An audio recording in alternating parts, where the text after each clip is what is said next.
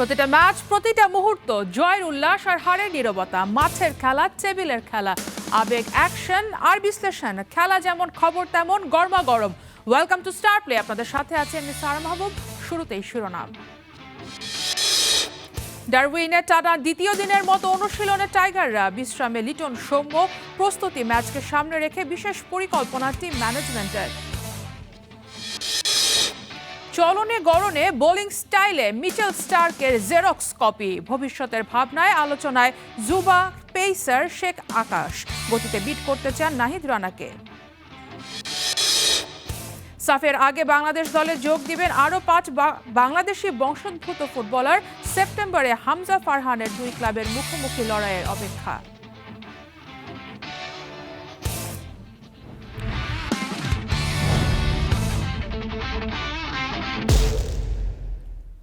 অস্ট্রেলিয়ার বিপক্ষে টেস্ট সিরিজকে সামনে রেখে টানা দ্বিতীয় দিনের মতো অনুশীলন করেছে বাংলাদেশ জাতীয় দলের একাংশ। অস্ট্রেলিয়ার পৌঁছালেও বিশ্রামে ছিলেন দ্বিতীয় বহরের ক্রিকেটাররা। ডারউইনের ডিএক্সসি অ্যারেনায় এদিনও স্থানীয় সময় সকাল 9টায় শুরু হয় টাইগারদের অনুশীলন। প্রথমে হালকা স্ট্রেচিং, তারপর শুরু হয় ব্যাট বলের প্রস্তুতি। নেটে দীর্ঘ সময় শান দিয়েছেন শান্ত অমিতরা। 2 ওপেনার সাদমান ইসলাম অনিক আর তানজিদ তামিমকে নিয়ে আলাদা সেশন করেছেন ব্যাটিং কোচ মোহাম্মদ আশরাফুল।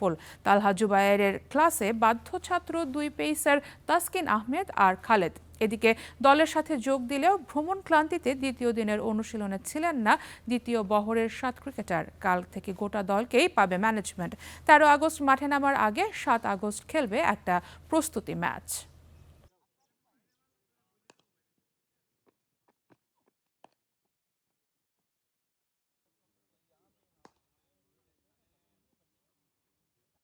23 বছর পর অস্ট্রেলিয়ার মাটিতে টেস্ট খেলতে যাচ্ছে বাংলাদেশ, কিন্তু সিরিজ শুরুর আগে একের পর এক চোট টাইগারদের বিপদে ফেলেছে।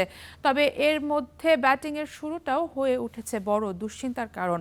অস্ট্রেলিয়ার মতো কঠিন কন্ডিশনে প্যাট কামিন্স, মিচেল স্টার্কদের সামনে সেই পুরনো সমস্যাই এখন সবচেয়ে বড় পরীক্ষা। তানজিম ঐশীর রিপোর্টে বিস্তারিত। একটা প্রশ্ন, অস্ট্রেলিয়া সিরিজের আগে বাংলাদেশের সবচেয়ে বড় উদ্বেগের কারণ কোনটা? শুধুই কি ইনজুরি নাকি অধারাবাহিক ওপেনিং জুটি? 23 বছর পর টাইগারদের অস্ট্রেলিয়া সফর। দলে আছেন সাদমান ইসলাম, 5 বছর পর টেস্টে ফেরা সৌম্য সরকার আর মাত্র 1 টেস্ট খেলা তানজিদ হাসান তামিম। অভিজ্ঞতা, সাম্প্রতিক পারফরমেন্স, 2 দিক থেকেই প্রশ্নের মুখে এই ওপেনিং ইউনিট। পরিসংখ্যানও বাংলাদেশের দুশ্চিন্তা আরও বাড়িয়ে দিচ্ছে। ওয়ার্ল্ড টেস্ট চ্যাম্পিয়নশিপে বাংলাদেশের কোনো ওপেনার সবশেষ সেঞ্চুরি করেছিলেন প্রায় 4 বছর আগে। ভারতের বিপক্ষে সেঞ্চুরি করে আশার আলো দেখিয়েছিলেন জাকির হাসান, কিন্তু সেই ইনিংসের পর 13 ইনিংসে নেই কোনো 50। ধারাবাহিকতার অভাবে এখন তিনি টেস্ট দল থেকেই দূরে। এর আগে 2022 সালের মে মাসে সেঞ্চুরি করেছিলেন তামিম ইকবাল। দীর্ঘদিন ধরে ওপেনিংয়ে বাংলাদেশের মূল ভরসা ছিলেন। তবে তামিমের অবসরের পর 7 জন ভিন্ন ভিন্ন ব্যাটসম্যান ওপেনিংয়ে নেমেছেন বাংলাদেশের হয়ে। 21 ম্যাচে তাদের ব্যাট থেকে আসেনি কোনো সেঞ্চুরি, 50 এসেছে মাত্র 10টা। তামিমের পর সবচেয়ে বেশি ইনিংসে ওপেন করেছেন মাহমুদুল হাসান জয় আর সাদমান ইসলাম, কিন্তু 10 ইনিংসের কোনোটাতেই 50 রানের জুটি গড়তে পারেননি তারা। বরং গত 2 বছরে ওপেনিংয়ের সংকট আরও প্রকট হয়েছে। মাহমুদুল হাসান জয় আয়ারল্যান্ডের বিপক্ষে আর সাদমান ইসলাম জিম্বাবুয়ের বিপক্ষে সেঞ্চুরি পেয়েছিলেন ঠিকই, তবে ম্যাচগুলো ছিল না টেস্ট চ্যাম্পিয়নশিপের অংশ। ওপেনারদের ব্যর্থতার এই বৃত্ত নতুন নয়। 2023 সালের শুরু থেকে টেস্ট চ্যাম্পিয়নশিপে বাংলাদেশের ওপেনারদের উদ্বোধনী জুটির গড় মাত্র 20.17। এই সময়ে টেস্ট খেলুড়ের দেশগুলোর মধ্যে সবচেয়ে খারাপ পরিসংখ্যান বাংলাদেশেরই। একমাত্র বাংলাদেশি যাদের কোনো ওপেনার এই সময় টেস্ট চ্যাম্পিয়নশিপে শতক করতে পারেনি।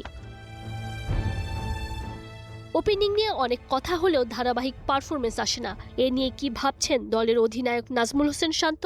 ওপেনিং নিয়ে অনেক কথা হয়, কারণ হয়তো এরকম কনসিস্টেন্ট পারফর্ম তারা করে না, বাট ওপেনিং পজিশনটাও অনেক কঠিন, এটাও বুঝতে হবে। সবসময় অনেক চ্যালেঞ্জ থাকে। আপনি দেখবেন যে কখনো দিনের 5 ওভার বাকি তখন নামতে হচ্ছে, আবার কখনো কখনো ভেজা উইকেটে ব্যাটিং করতে হচ্ছে। সো এই জায়গাটাতে আমি বলবো তাদের অনেক চ্যালেঞ্জ। অবশ্য ওপেনিংয়ে চ্যালেঞ্জ শুধু বাংলাদেশের নয়। নতুন বল সামনে ইনিংসের ভিত গড়ে দেয়া সব দলের জন্যই বেশ কঠিন। তবে বাংলাদেশের ক্ষেত্রে সেই চাপটা আরও বেশি, কারণ দীর্ঘদিন ধরেই নেই কোনো নির্ভরযোগ্য জুটি।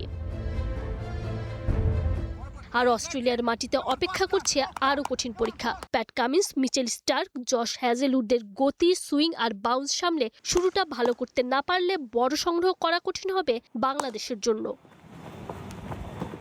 Tanzim Oishi, star play.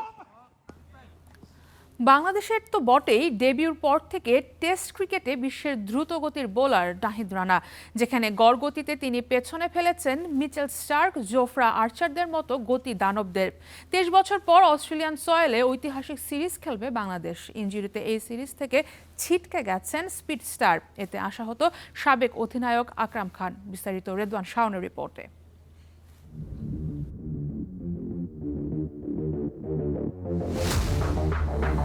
আমাদের বিগেস্ট প্রবলেম হলো যে আমরা প্রত্যেকটা ম্যাচ জিততে চাই। অস্ট্রেলিয়া সিরিজে এক নাহিদ না থাকায় যেন ওলটপালট দেশের ক্রিকেট। স্টার্ক কামিন্সদের দেশে গতি দিয়ে লাল সবুজের পতাকার মর্যাদা বাড়াবেন নাহিদ। দৃশ্যটা হয়তো মনে ছবি এঁকে রেখেছিলেন কোটি কোটি টাইগার ভক্ত। ছবি আঁকবেই না বা কেন? পরিসংখ্যান যে বলছে ডেবিউর পর থেকে গড় গতিতে টেস্ট ক্রিকেটে বিশ্বের সবচেয়ে দ্রুত গতির বোলারই তো নাহিদ রানা। এই সময়ে ছাড়িয়ে গেছেন মিচেল স্টার্কের মতো গতি দানবকেও, যেখানে লিস্টের 4 নম্বরে আছেন জোফরা আর্চার আর জসপ্রীত বুমরা আছেন তালিকার 8 নম্বরে। অস্ট্রেলিয়ান সয়েলে নাহিদকে বাউন্সার মারতে দেখা অভাগা সেসব ভক্তের স্বপ্ন এখন মনে রক্তক্ষরণের কারণ। ইনজুরিতে অস্ট্রেলিয়া সিরিজেই খেলা হচ্ছে না স্পিড স্টারের। প্রশ্ন উঠেছে, জিম্বাবুয়ে সিরিজে নাহিদকে খেলানোর প্রয়োজনীয়তা কি খুব বেশি ছিল? আমাদের বিগেস্ট প্রবলেম হলো যে আমরা প্রত্যেকটা ম্যাচ জিততে চাই। এটাও কিন্তু একটা কারণ আছে, কারণ যদি আপনি ম্যাচ হারেন তাহলে আমাদের যে মানে মিডিয়া, এটা কিন্তু এখানে অনেক কিন্তু জবাব দিতে হয়। এখানে প্লেয়ার, অফিসিয়ালস, বোর্ডে যারা আছে সবাই কিন্তু প্রেশারে থাকে এবং সব ম্যাচ জিততে চায়। কিন্তু আমাদেরকে এটা বুঝতে হবে যে নাহিদ রানা কিন্তু ইজ এ ট্যালেন্টেড প্লেয়ার এবং আমাদের জন্য অ্যাসেট। তো ওর ক্ষেত্রে কিন্তু আপনাকে অনেক যারা টিমের সাথে আছেন, আমার মনে হয় যে ওর ব্যাপারে অনেক ভালোভাবে সিরিয়াসলি কিন্তু সিদ্ধান্ত নিতে হবে কোন ম্যাচ খেলানো যাবে, কোন ম্যাচ খেলানো যাবে না। যদিও সম্প্রতি নাহিদের ওয়ার্কলোডের ব্যাখ্যাটা আরেক সাবেক শাহরিয়ার নাফিস দিয়েছিলেন ভিন্নভাবে। আপনি যদি খেয়াল করে দেখেন ভাই, নাহিদ রানা অস্ট্রেলিয়া সিরিজে টি-20 ম্যাচ খেলেছিল 19 তারিখে।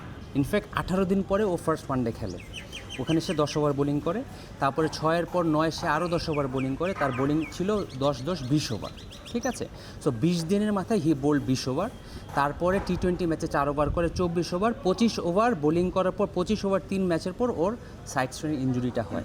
এখন খেলার মধ্যে দুইটা জিনিস আছে, টেকনিক্যাল যারা আছে, যারা মেডিকেল, তারা আরও বেটার বলতে পারবে। বাট আমার বেসিক আন্ডারস্ট্যান্ডিং যেটা, যে আপনি ওভার ওয়ার্ক করলেও আপনার ইনজুরি হতে পারে, আবার আপনি যদি আন্ডার ওয়ার্কও করেন সেক্ষেত্রেও ইনজুরি হতে পারে।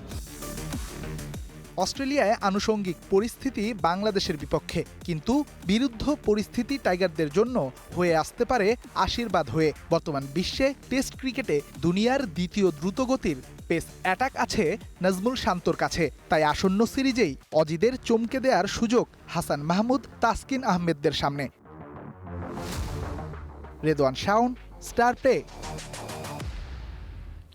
এ যেন অজি পেসার মিচেল স্টার্কের জেরক্স কপি। বয়স পার হয়নি 18, এখনই বল ছোড়েন ঘন্টায় 135-এরও বেশি গতিতে। অস্ট্রেলিয়া সিরিজের আগে জোর আলোচনায় বাংলাদেশ মিচেল স্টার্ক। 6 ফিট 2 ইঞ্চি উচ্চতার শেখ আকাশ বর্তমানে খেলছেন অনূর্ধ্ব-19 দলের হয়ে। স্বপ্ন একদিন গতিতে ছাড়িয়ে যাবেন টাইগার পেসার নাহিদ রানাকেও। দায়িত্ব নিতে চান ভবিষ্যৎ বাংলাদেশ সিম ইউনিটের। বিকেএসপি থেকে ফিরে শাহিন আলমের ক্যামেরায় আকাশের আকাশ ছুঁতে যাওয়ার গল্প শোনাচ্ছেন মাহবুব রিমন। কি বোলিং অ্যাকশন কিংবা ফলোথ্রু দেখে কিছুটা কি দ্বিধায় পড়ছেন? ভাবছেন অজি সিমার মিচেল স্টার্কের বয়স হঠাৎ করে এতটা কমলো কি করে? হয়তো কেবল ওই চেহারাটাতেই অমিল, বাকিটা যেন স্টার্কের জেরক্স কপি। নাম তার শেখ আকাশ। অনূর্ধ্ব 14-17 পাঠ চুকিয়ে বর্তমানে খেলছেন টাইগার যুবা দলের জার্সিতে। প্রায় 6 ফিট 2 ইঞ্চি উচ্চতার দীর্ঘকায় গড়ন। কোচের সুনজরেও আছেন বেশ ভালোভাবেই। তবে আকাশ ব্যতিক্রম তার বোলিং স্টাইলের জন্য। এখনই বল ছোড়েন 135+ গতিতে। স্টার্ককে আইডল মানলেও চোখে তার লেপ্টে আছে নাহিদ রানাকে ছাড়িয়ে যাওয়ার স্বপ্ন।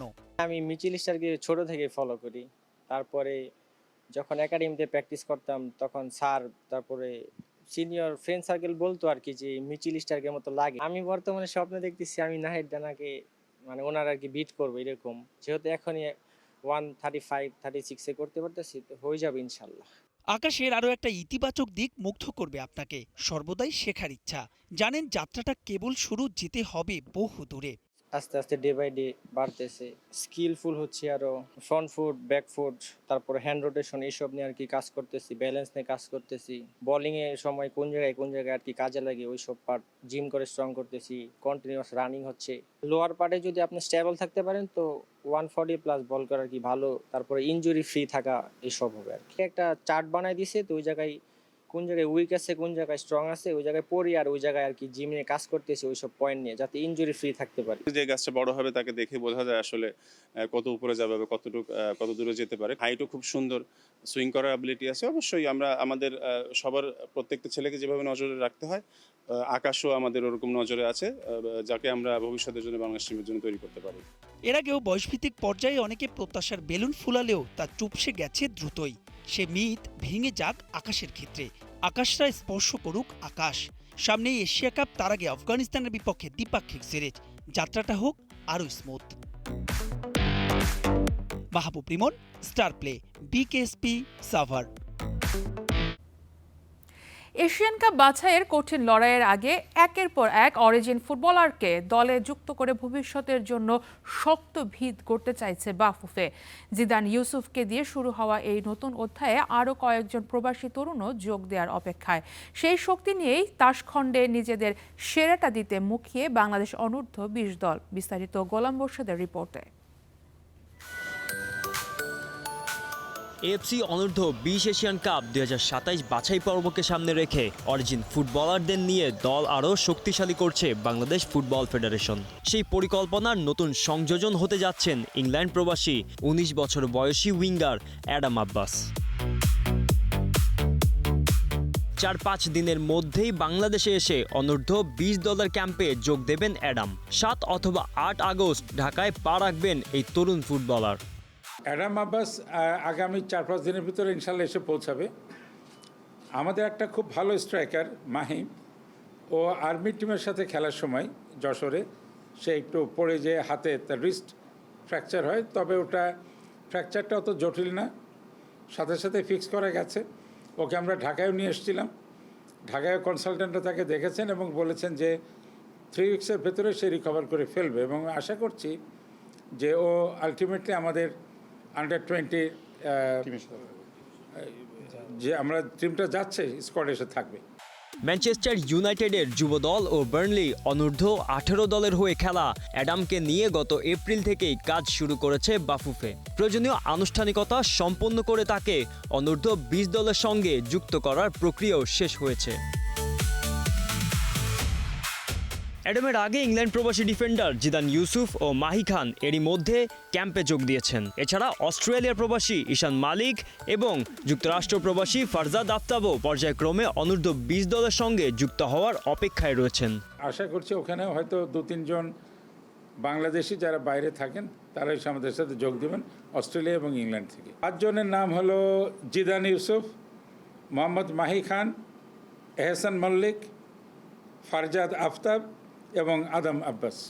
যশোরের শামসুল হুদা একাডেমিতে চলছে বাংলাদেশ অনূর্ধ্ব-20 দলের প্রস্তুতি ক্যাম্প।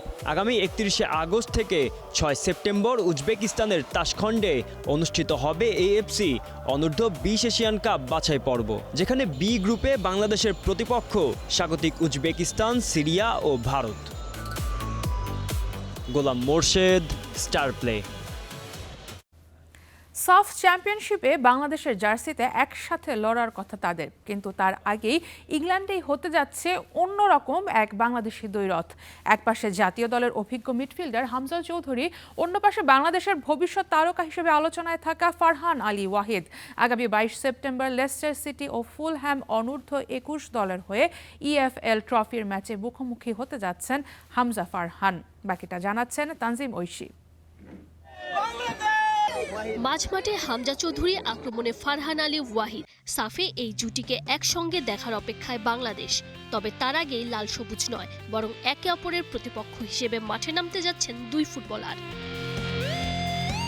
22 সেপ্টেম্বর ইংল্যান্ডের কিং পাওয়ার স্টেডিয়ামে EFL ট্রফির এক ম্যাচে বাংলাদেশ সময় রাত 12টায় মুখোমুখি হবে লেস্টার সিটি আর ফুলহ্যাম অনূর্ধ্ব 21 দল, যেখানে লেস্টারের প্রতিনিধিত্ব করবেন হামজা আর ফুলহ্যামের হয়ে খেলবেন ফারহান। এক পাশে হামজা চৌধুরী, অন্য পাশে ফারহান আলী ওয়াহিদ। দুইজনই মাঠে নামবেন নিজেদের ক্লাবের জয়ের জন্য। তবে বাংলাদেশের দর্শক খুঁজবে এক অন্য গল্প, একই দেশের দুই ফুটবলারের মুখোমুখি হওয়ার। এর গুরুত্ব অন্যরকম, এমনটা জানিয়েই নিজের ফেসবুক পেজে আসন্ন ম্যাচটার কথা আগেভাগেই জানিয়ে দিয়েছেন ফুলহ্যামের তরুণ এই লেফট উইঙ্গার। প্রিমিয়ার লিগে খেলার অভিজ্ঞতা, FA কাপ জয়ের স্মৃতি, ইংলিশ ফুটবলের সর্বোচ্চ পর্যায়ে নিজেকে প্রমাণ করেছেন হামজা চৌধুরী। আবার জাতীয় দলে যোগ দেওয়ার পর থেকে মাঝে এনে দিয়েছেন নতুন আত্মবিশ্বাস। শুধু অভিজ্ঞতাই নয়, তার নেতৃত্ব আর উপস্থিতিও বদলে দিয়েছে বাংলাদেশের খেলার ছন্দ। অন্যদিকে ফারহান আলী ওয়াহিদের গল্পটা শুরু হচ্ছে এখনই। ফুলহ্যামের বয়সভিত্তিক দলে নিজের পারফরমেন্স দিয়ে ধীরে ধীরে আলোচনায় উঠে আসছেন তরুণ এই উইঙ্গার। গতি, ড্রিবলিং আর আক্রমণের সরাসরি প্রভাব, এই গুণগুলোর কারণেই তাকে বাংলাদেশের ভবিষ্যতের বড় সম্ভাবনা হিসেবে দেখা হচ্ছে। সাফের আগে সেপ্টেম্বরের উইন্ডোতে বাংলাদেশি বংশোদ্ভূত এই ইংলিশ ফুটবলারকে দলে ফেরানোর কাজ চালিয়ে যাচ্ছে বাংলাদেশ ফুটবল ফেডারেশন। অর্থাৎ কদিন পর যাদের একসঙ্গে দেখা যেতে পারে লাল সবুজের জার্সিতে, তারাই আগে একে অপরের বিপক্ষে খেলবেন। হামজা চাইবেন লেস্টারকে জেতাতে, আর ফারহানের লক্ষ্য থাকবে ফুলহ্যামের জয় এনে দেয়া। Tanzim Mosim, Star Play. দলবদলের গুঞ্জনের মাঝে রিয়াল মাদ্রিদের অনুশীলনে ফিরলেন ভিনিসিয়াস জুনিয়র। ট্রান্সফার উইন্ডোতে এই ব্রাজিলিয়ান ফরওয়ার্ডকে আর্সেনালে ফেরানোর গুঞ্জনের মাঝেই মরিনিওর অধীনে অনুশীলন শুরু করেছেন তিনি। ভিনিসিয়াস জুনিয়র কি রিয়াল মাদ্রিদে থাকছেন নাকি পাড়ি জমাচ্ছেন ইংলিশ ক্লাবে? আর্সেনালের ভিনিকে নিয়ে আগ্রহ, রিয়ালের সাথে ভিনির চুক্তি নবায়ন নিয়ে নানা গুঞ্জনের মাঝেই অনুশীলনে যোগ দিয়েছেন এই ব্রাজিলিয়ান সুপারস্টার। রিয়ালের সাথে 2027 পর্যন্ত চুক্তি আছে এই উইঙ্গারের। গণমাধ্যমের খবর, বর্তমান প্রিমিয়ার লিগ চ্যাম্পিয়ন আর্সেনাল ভিনিকে কিনতে চাইলে তার জন্য 10 কোটি পাউন্ডের বেশি ট্রান্সফার ফি দাবি করেছে স্প্যানিশ জায়ান্টরা। সেটা নিয়েই চলছে দর কষাকষি। তবে ভিনি সব আলোচনার মাঝেই শারীরিক পরীক্ষা দিয়ে ফিরেছেন অনুশীলনে।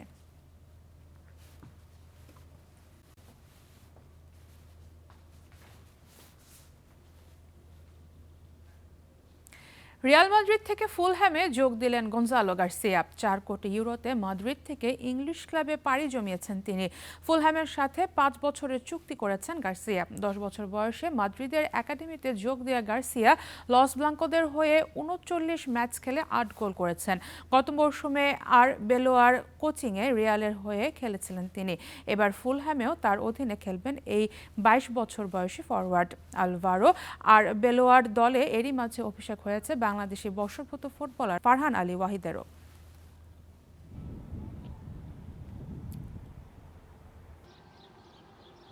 বিশ্বকাপ শুধু চ্যাম্পিয়নই বানায় না, কখনো কখনো বদলে দেয় একজন ফুটবলারের পরিচয়, আবার কখনো বদলে দেয় ফুটবলের নিয়মও। সেটাই যেন করছেন কাবো ভার্দের গোলকিপার ভোজিনিয়া। এই গোলকিপারের নাম আর ব্র্যান্ড ভ্যালু বিবেচনা করে শুধু তার জন্য লিগের নিয়মটাই বদলে ফেলেছে দেশটি। বিশ্বকাপটা তো একাই মাত দিয়ে দিয়েছেন কাবো ভার্দের গোলকিপার ভোজিনিয়া।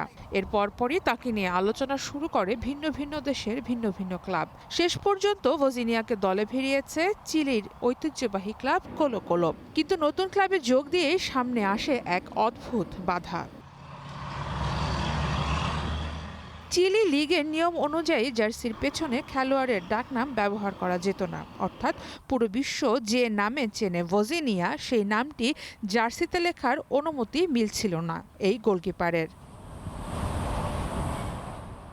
কিন্তু সমস্যা একটাই, বিশ্বকাপের পর ভোজিনিয়া আর শুধু একজন খেলোয়াড় নন, তিনি এখন একটি ব্র্যান্ড। দর্শক, স্পন্সর, ক্লাব সবার কাছেই তার পরিচয় ওই এক নাম। আর তাই শেষ পর্যন্ত নিয়মে বদলে ফেলেছে চিলির লিগ। বিশেষ অনুমতি দিয়ে জার্সিতে তার পরিচিত নাম ভোজিনিয়া ব্যবহারের সুযোগ দেয়া হয়েছে। 2026 ফিফা বিশ্বকাপে ফুটবল বিশ্বের অন্যতম আলোচিত নাম ছিলেন কাবো ভার্দের গোলকিপার ওজিনিয়া। বড় বড় দলের আক্রমণ ঠেকিয়ে অসাধারণ সব সেভে তিনি জায়গা করে নেন কোটি কোটি দর্শকের হৃদয়ে। 26 বিশ্বকাপের মঞ্চে শুরু হওয়া সেই গল্প এবার নতুন অধ্যায় লিখছে চিলির লিগে। সারা মাহবুব, স্টার প্লে। আজকে খেলাও থামবে না, খবরও না, সাথেই থাকুন স্টার প্লে।